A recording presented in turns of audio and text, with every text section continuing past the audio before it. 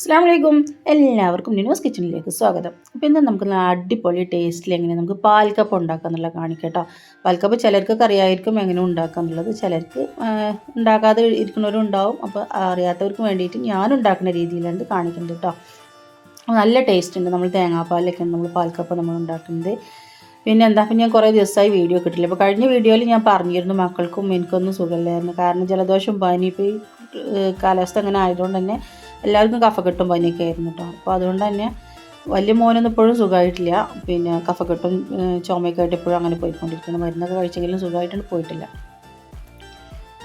അപ്പോൾ അതുകൊണ്ടൊക്കെ ആയിരുന്നു വീഡിയോ ഇടാതിരുന്നത്. പിന്നെ കുറച്ചൊരു മടിയും കൂടി കുടുങ്ങിയിട്ടുണ്ട് കേട്ടോ. പിന്നെ അപ്പം ഞാനിന്ന് രാവിലെ തന്നെ ഞാൻ ചായയൊക്കെ തിളപ്പിച്ചവിടെ മാറ്റി വെച്ചിട്ടുണ്ട്.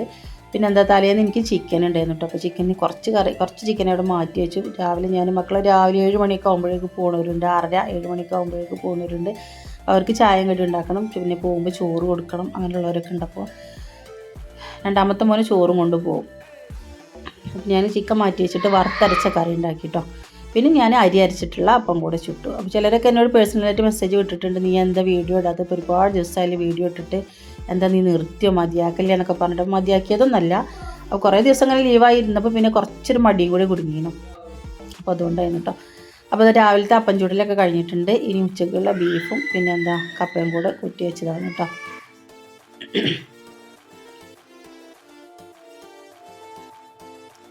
ഇനി ഞാൻ രണ്ട് ഇല്ലി മുരിങ്ങയും കൂടി താളിക്കട്ടെ. കാരണം ഞങ്ങൾക്കൊന്നും കറി വേണ്ട, എനിക്കും എൻ്റെ മക്കൾക്കും കറി വേണ്ട കേട്ടോ. ഹസ്ബൻഡിന് കറി വേണം. ഇപ്പോൾ ഇങ്ങനത്തെ ചെറിയ നമ്മൾ കുറുകിയിട്ടുണ്ടാക്കുന്ന കൂട്ടാനൊക്കെ എന്തെങ്കിലും ആണെന്നുണ്ടെങ്കിൽ പിന്നെ അതിലേക്ക് കറി വേണം.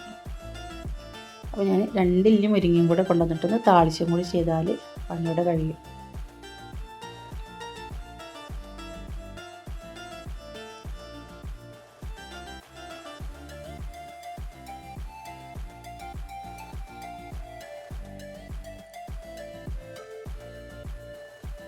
മുരിങ്ങയൊന്നും ഒരുപാട് തിളച്ച് മറിയരുത് കേട്ടോ. കാരണം എന്താണോ, പിന്നെ ഇതിൻ്റെ ഒരു വേവ് കൂടിപ്പോകും. അതായത് കുറഞ്ഞൊരു 1-2 തിളക്കണോട് കൂടി തന്നെ നമ്മൾ വാങ്ങി വെക്കണം. കുറഞ്ഞൊരു ടേസ്റ്റിൽ അങ്ങനെ കഴിക്കുന്നതാണ് നമുക്ക് നല്ല ഹെൽത്തിന് നല്ലത് കേട്ടോ.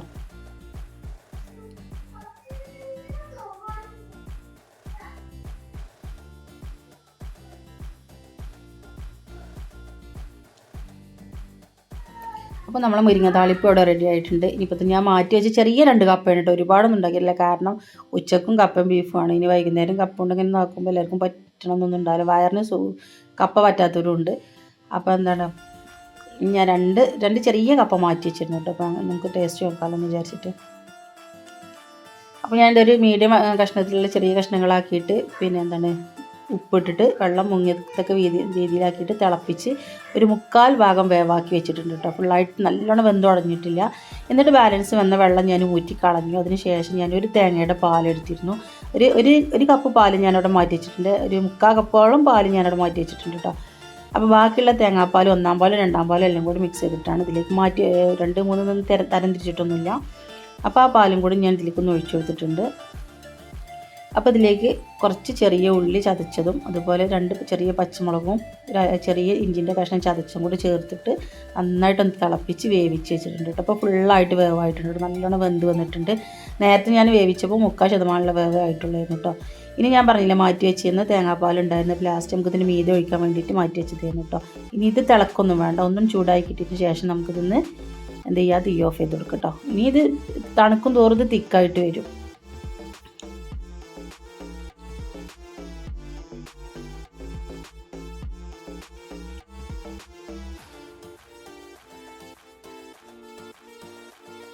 അതിനുശേഷം ഞാൻ കടുക് പൊട്ടിച്ചതിന് ശേഷം സവാള ചെറുതാക്കി കട്ട് ചെയ്തത് മൂപ്പിച്ച് അത് കറിവേപ്പും പറ്റിൽമുളകും കൂടി ഇട്ട് മൂപ്പിച്ചിട്ട് ഇതിലേക്കൊന്ന് ഒഴിച്ചു കൊടുത്തിട്ടുണ്ട് കേട്ടോ. അതും വെളിച്ചെണ്ണയിലാണ്, മറക്കരുത്. വെളിച്ചെണ്ണയിലാകുമ്പോൾ അതിന് തനിതായ നല്ല ടേസ്റ്റ് കിട്ടും കേട്ടോ. നല്ല അടിപൊളി ടേസ്റ്റാണ്. അപ്പോൾ നമുക്ക് വേഗം ഉണ്ടാക്കാനായിട്ട് നമ്മൾ വീട്ടിൽ തേങ്ങ പാലെടുക്കുന്ന ഒരു ബുദ്ധിമുട്ട് മാത്രമേ നമുക്ക് ഉണ്ടാവുള്ളൂ. ചിലർക്ക് പാലെടുക്കാൻ ബുദ്ധിമുട്ടാവും, തേങ്ങ പിഴിഞ്ഞെടുത്ത് പാലെടുക്കുമ്പോൾ ബുദ്ധിമുട്ടാവും. എന്നെ സംബന്ധിച്ച് എനിക്ക് തേങ്ങാപ്പാലെടുക്കേണ്ട ഒരു വട്ടമാണ് കേട്ടോ. ഭയങ്കര ദേഷ്യം വരും. തേങ്ങാപ്പാലെടുക്കുക, അതുപോലെ സവാള കട്ട് ചെയ്യുക, പാത്രം ഒരുപാട് നമ്മൾ എല്ലാം കൂടെ വലിച്ച് വാരിയിടുമ്പോൾ ഉണ്ടാവുമല്ലോ, സിങ്കിലൊക്കെ കിടന്ന് ഒരുപാട് അങ്ങനെയൊക്കെ കാണുമ്പോൾ എനിക്ക് ദേഷ്യം വരും. അപ്പോൾ അങ്ങനെ അതുകൊണ്ടാണ് എനിക്ക് തേങ്ങാപ്പാലൊക്കെ എടുക്കാൻ ഭയങ്കര മടി. അങ്ങനെ ഈ ഒരു 3-4 അതിനകത്ത് വേണം ചോറ് ഇങ്ങനെ ഊറ്റിക്കൊണ്ടിരിക്കുമല്ലോ നമ്മൾ. എനിക്ക് ഒന്നിച്ച് വേഗം ഒരു പാത്രത്തേക്ക് തട്ടിയിട്ട് ആ വെള്ളം ഊറ്റാൻ വെക്കുന്നതാണ് എനിക്ക് ഏറ്റവും ഇഷ്ടം. പിന്നെ ഈ ചെറിയ കയ്യിൽ വെച്ചിട്ട് ഇങ്ങനെ ഊറ്റിക്കൊണ്ടിരിക്കുക, എനിക്ക് ഭയങ്കര ദേഷ്യമാണ് അതൊക്കെ. വേഗം പണി കഴിച്ച് പോകണം. അപ്പോൾ എല്ലാവരും ഒരുപോലെ ആവില്ലല്ലോ, അതുകൊണ്ടാണ്.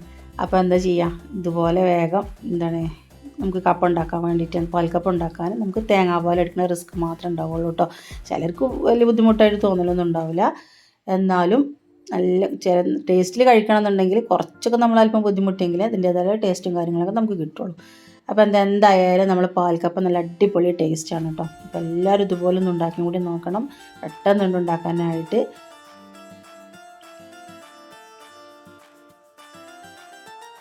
ഇനി നമ്മളെ വീഡിയോ ആദ്യമായിട്ട് കാണുന്നവരാണെങ്കിൽ ലൈക്ക്, ഷെയർ, സബ്സ്ക്രൈബ് എല്ലാവരും മറക്കാതെ ചെയ്യണം കേട്ടോ.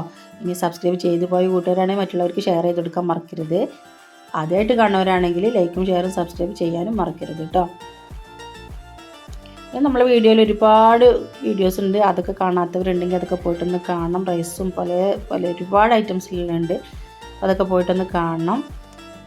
പിന്നെന്താ, ഹസ്ബൻഡിന് ഞാൻ ചോറൊക്കെ എടുത്ത് വെച്ചിട്ടുണ്ട് കേട്ടോ. ചോറും നമ്മൾ ബീഫും കപ്പയും പിന്നെന്താ മുരിങ്ങ താളിച്ചതും അതിൻ്റെ കൂടെ തന്നെ പാൽക്കപ്പയും കൂടെ ഇവിടെ വെച്ച് കൊടുത്തിട്ടുണ്ട് കേട്ടോ.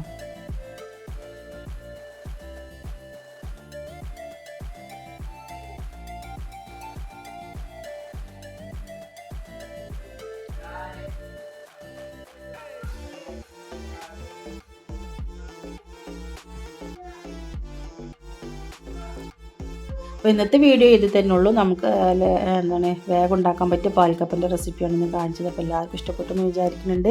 എല്ലാവരും ഇതുപോലെ ഒന്ന് ഉണ്ടാക്കി കൂടെ നോക്കണം കേട്ടോ. അപ്പോൾ നേരത്തെ പറഞ്ഞപ്പോൾ തന്നെ എല്ലാവരോടും ലൈക്ക്, ഷെയർ, സബ്സ്ക്രൈബ് എല്ലാവരും മറക്കാതെ ചെയ്യണം. ഇനി മറ്റൊരു വീഡിയോ ആയിട്ട് വീണ്ടും കാണാം. എല്ലാവരോടും അസ്സലാമു അലൈക്കും.